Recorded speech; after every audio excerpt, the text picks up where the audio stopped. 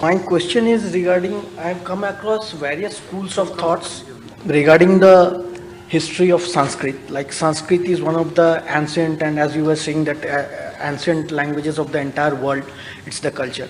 Then the Max Muller's that theories came in between. Then the Aryan Dravidian concept. After that, we heard that like from the Devanagari Lipi, the Sanskrit language has originated, and all the South Indian languages have come from the Dravidian or Tamil Lipi like that. So I just want to know what is the exact origin of the Sanskrit language, and from how past it is like continuing, and how Max Muller's theory have exploited, because the division of states what have taken place after independence, that was also based on language and culture. So how this has affected, because Sanskrit as a Vedic language was one of the primary factors for the unity and integrity of this land stretched between the Himalayas to the Indian Ocean. Now discrimination based on language, and later on it is coming to culture. Now it is again going on to various orthodox thoughts and human rights and all those things is coming. So I just want to know how this started and what is the origin of it. So you see, India always had diversity, which is one of the beautiful things, but it was never politicized. It was never turned into vote banks.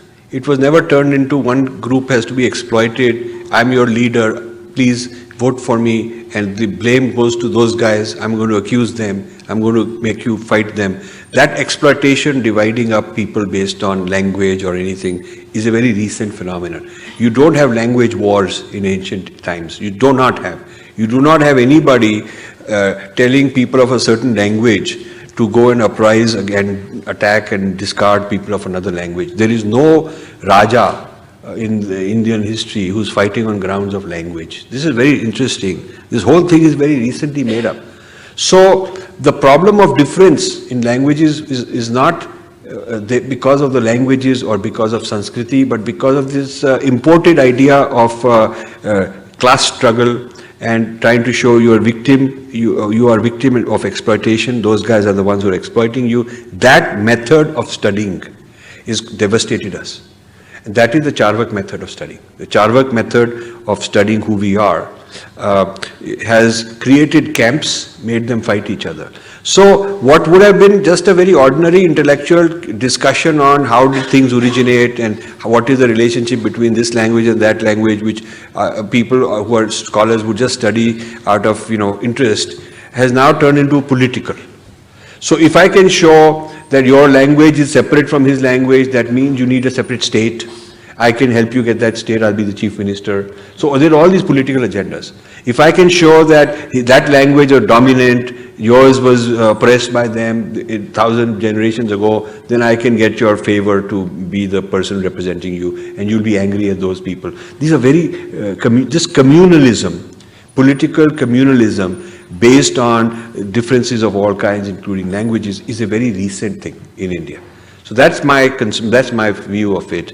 I would like to encourage the study of these things, but keep the politics out. Just look at it intellectually and see what the facts are. Whatever they are, I'm happy with it. Now this business that Sanskrit came from elsewhere is a product of the 1800s.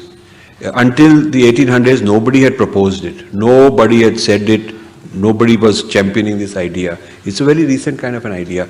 Bishop Caldwell in the Dravidian championing and Max Muller championing the Aryan.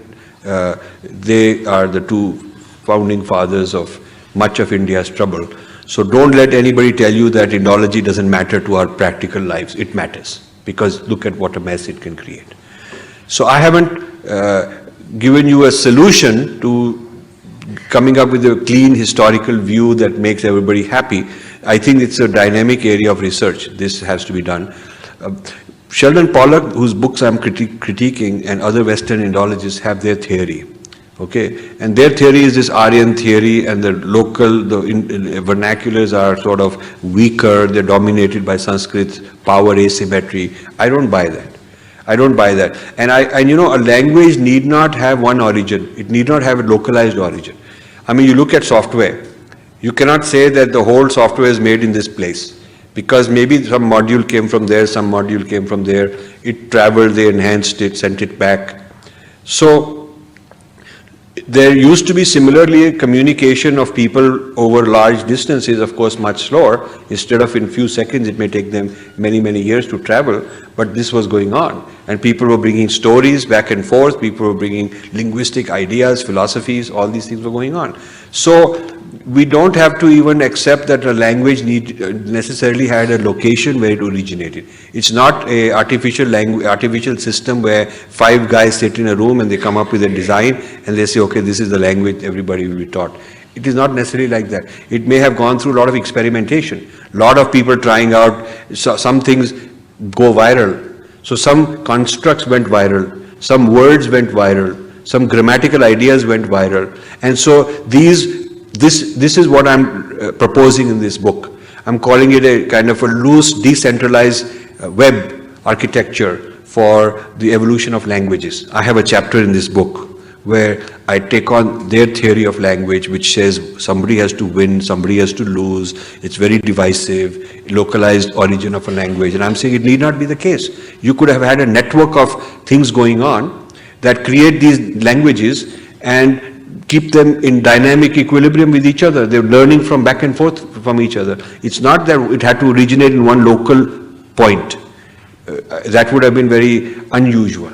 Yeah. So the theory, the linguistic history that has been taught all these years to us says that some language originated somewhere and then some army or some aggressive people invaded and spread it like that. It need not have been like that. It could have been much more, kind of back and forth network of influences back and forth. The way ideas have, we know that metallurgy idea starts here, then somebody somewhere else picks it up and takes it further. We know that mathematics, something from the Kerala school, and some years later somebody in Punjab writes talks about it, comments about it, and discusses it and makes it go further. So ideas have gone back and forth in many areas, and also probably in language. So I would propose a new approach which says you do not need to have language, you do not need to assume that a language had a local origin in one location. So the question of where did it originate is not there anymore, because nothing says a language needs to originate in one place. And this idea, the counter argument they give is that it takes usually some person to come up with its grammar.